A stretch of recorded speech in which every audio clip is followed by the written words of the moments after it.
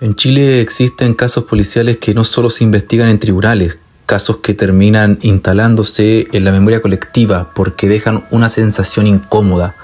La idea de que detrás de ciertas puertas elegantes y apellidos influyentes puede esconderse algo profundo, oscuro, y pocos episodios reflejan eso de manera tan perturbadora como el llamado caso Spinac. Todo comenzó de la forma más simple imaginable, una fiscalización rutinaria.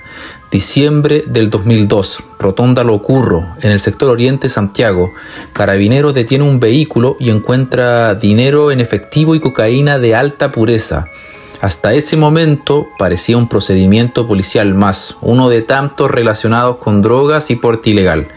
Pero había algo extraño, algo que hizo que la investigación no terminara ahí. El nombre detrás del procedimiento era el de Claudio Spinac, el empresario que se movía en círculos acomodados de Vitacura, alguien que proyectaba éxito, estabilidad y poder económico. Como decía el psiquiatra Carl Jung, nadie se ilumina fantaseando figuras de luz, sino haciendo consciente su oscuridad. La jueza a cargo del caso, Eleonora Domínguez, ordenó al OS9 allanar una propiedad que Spinac arrendaba en Vitacura. Ni la magistrada, ni los detectives, ni siquiera la prensa imaginaba lo que encontraría dentro. El allanamiento abrió una puerta hacia uno de los capítulos más inquietantes de las crónicas policiales chilenas.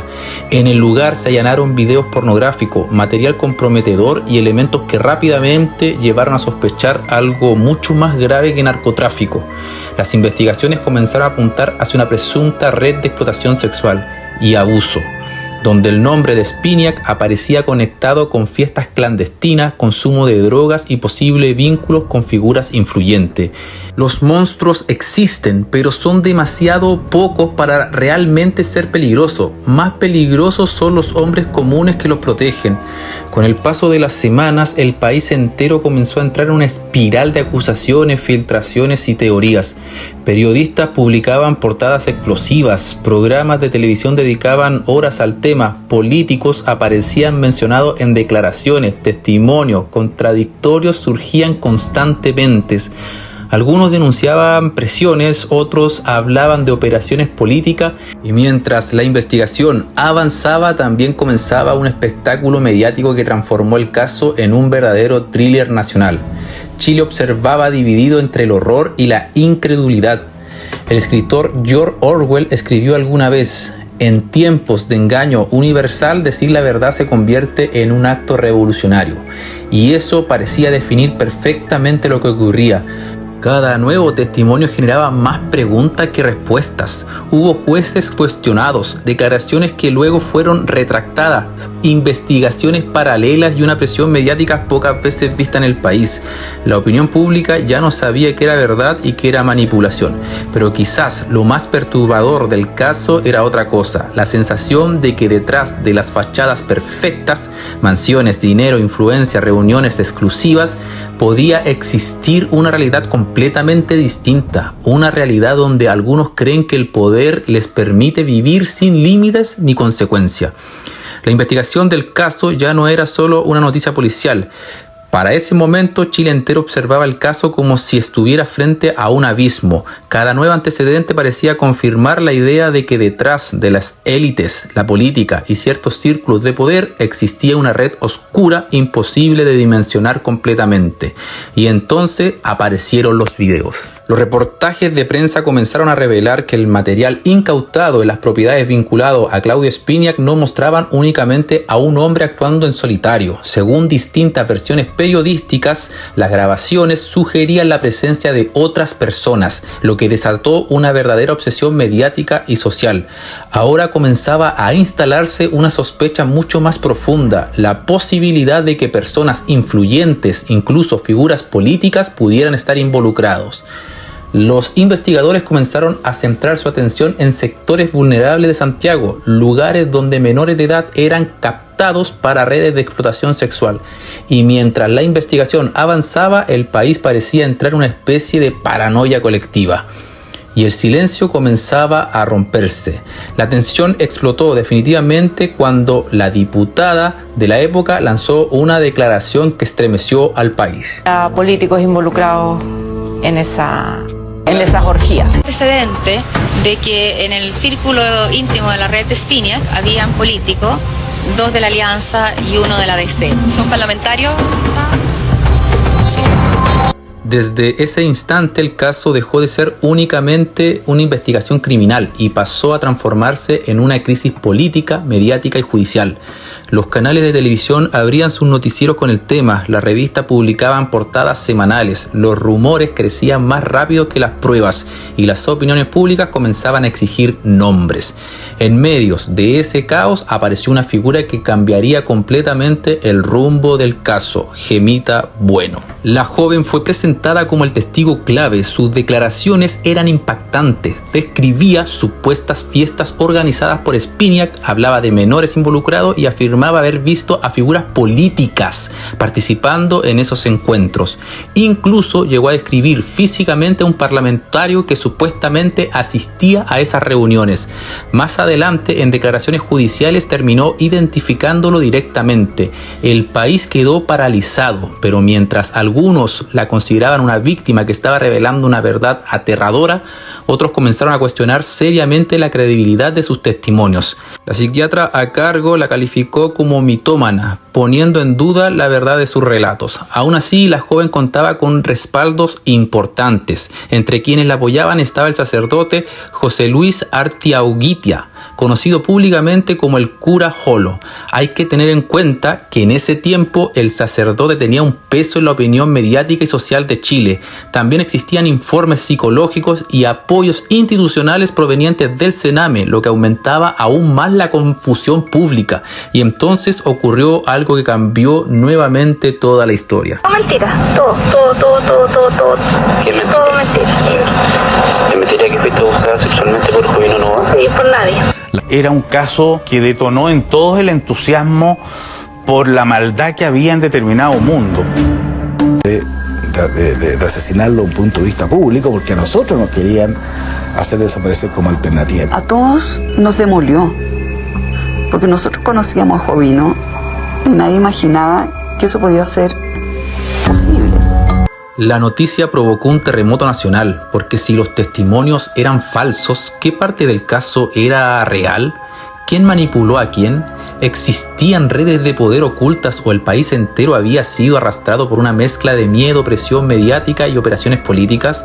El criminólogo John Douglas sostenía que en investigaciones complejas la verdad suele quedar atrapada entre el miedo, la manipulación y el deseo de encontrar culpables rápidamente. Tras la confesión, tanto Gemita como el sacerdote fueron procesados por falsos testimonios. En 2006 ambos fueron condenados a 3 años y 1 día de presidio, aunque recibieron el beneficio de libertad vigilada. Pero el escándalo todavía estaba lejos de terminar, porque mientras el país discutía sobre montajes, mentiras y conspiraciones, otro nombre comenzó a ocupar las portadas: el juez, quien hasta ese momento era visto como un magistrado eficiente y decidido. Muchos valoraban la rapidez con que había llevado una causa extremadamente compleja. Sin embargo, en medio de la presión mediática, programas de televisión y reportajes comenzaron a cuestionar su idoneidad, y entonces apareció un nuevo escándalo. Una persona interesada ha informado a distintos medios de comunicación las circunstancias de que hace algún tiempo acudió a un establecimiento sauna. Ignoro los motivos que esta persona tenga para hacer público dicho aspecto de mi vida privada, lo que constituye un intento de extorsión encubierta. El alegato estaba en contra de una posible orientación sexual distinta que hubiera tenido. Un juez yendo a un prostíbulo, un juez apostando en las carreras, son cosas que el Código Orgánico de Tribunales prohíbe. Entonces, era un hecho de interés público y que hasta el día de hoy me parece que era necesario conocer por esa razón.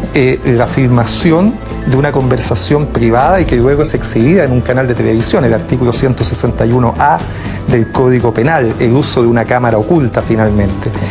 A mí me parece que efectivamente en ese caso hubo un tratamiento bastante injusto en contra del juez Cadena. No es un delito, tampoco una inhabilidad, pero la verdad las cosas que muchas veces en la sociedad este tipo de situaciones tienen una mira, ¿no es cierto?, un poco discriminatoria. Nosotros entendemos que aquí hay más bien un intento de sacarlo del escenario, sacarlo de la investigación, cuestión que consideramos inaceptable. El juez fue removido de la investigación. El caso ya parecía devorarlo todo. Jueces cuestionados, políticos acusados, testigos falsos, periodistas bajo sospecha, videos desaparecidos, filtraciones, operaciones mediáticas. Y en medio de todo eso, una sensación cada vez más inquietante. Comenzaba a crecer en el país la idea de que nadie sabía realmente dónde terminaba la verdad y dónde comenzaba la manipulación. Con el paso de los años, el caso dejó de ser únicamente un expediente judicial, se transformó en una herida abierta dentro de la historia reciente, un caso que no solo expuso delitos aberrantes, sino también las fracturas de un sistema político, mediático y judicial que parecían incapaz de separar completamente la verdad de la manipulación. El sociólogo Zygmunt Bauman decía que el miedo es más peligroso cuando no tiene un rostro claro. Eso fue exactamente lo que ocurrió en el país durante esos años. La investigación comenzó a mezclarse con filtraciones, disputas políticas, operaciones mediáticas y testimonios falsos, creando una atmósfera donde cada día parecía abrir una nueva puerta hacia algo aún más oscuro. Las consecuencias políticas fueron inmediatas. Diversos analistas de la época señalaron que el escándalo contribuyó al debilitamiento de la Alianza por Chile en las elecciones municipales del año 2004. Aunque nunca se probaron las acusaciones más graves contra figuras políticas, el daño a la imagen pública ya estaba hecho, porque en casos como este muchas veces la percepción termina siendo más fuerte que las resoluciones judiciales. Pero el terremoto no golpeó solo a la política, también alcanzó de lleno a los medios de comunicación chilenos. Algunos medios cambiaron radicalmente su línea editorial. Hubo directores que dejaron sus cargos, programas reformularon sus equipos, revistas históricas cambiaron su enfoque. Entre los efectos más comentados estuvieron la salida de Alberto Luengo de La Nación, la venta del Seminario 7, el grupo Copesa, las transformaciones editoriales de ¿Qué pasa? Y cambios en la línea informativa del Mercurio. Era como si el caso hubiera contaminado todo lo que tocaba. Incluso los investigadores policiales terminaron envueltos en la controversia. Desaparecieron 22 videos vinculados a las fiestas investigadas, registros que podrían haber contenido información clave sobre quienes participaban en esos encuentros. Además, se les acusó de no coordinar adecuadamente el procedimiento con el general, perteneciente a la 48 Comisaría. Y entonces apareció una de las preguntas más inquietantes de todo el caso. ¿Se perdió evidencia por negligencia o alguien quería que ciertas cosas nunca salieran a la luz? Hermosilla encabezó la defensa técnica de Spinac, enfrentando duramente a magistrados, medidas judiciales y medios de comunicación. Tras la sentencia de primera instancia en 2006, destacó que su cliente había sido absuelto de cargos relacionados con drogas y armas, calificando parte del proceso como un ejercicio cruel contra la familia del empresario. Pero incluso la condena final dejó un detalle que con el tiempo generaría nuevas críticas, debido a que la legislación chilena sobre el Registro Nacional de Agresores Infantiles fue posterior a la condena. Claudio nunca apareció inscrito oficialmente en dicho registro, y ese dato terminó alimentando aún más la sensación de vacío e inconclusión, porque el caso Spinac no solo trató sobre crímenes, trató de poder, sobre influencias, sobre manipulación, sobre miedo colectivo y sobre la fragilidad de las instituciones cuando enfrentan casos que involucran a personas influyentes. Y quizás esa es la razón por la que más de 20 años después el caso sigue provocando la misma sensación inquietante. La impresión de que Chile conoció una parte de la verdad, pero nunca logró verla completa. La ley que genera el registro de condenados por delitos sexuales es posterior a la fecha en la que se condena a Claudio Spinac. Y la ley opera desde que se publica hacia adelante, no tiene efectos retroactivos.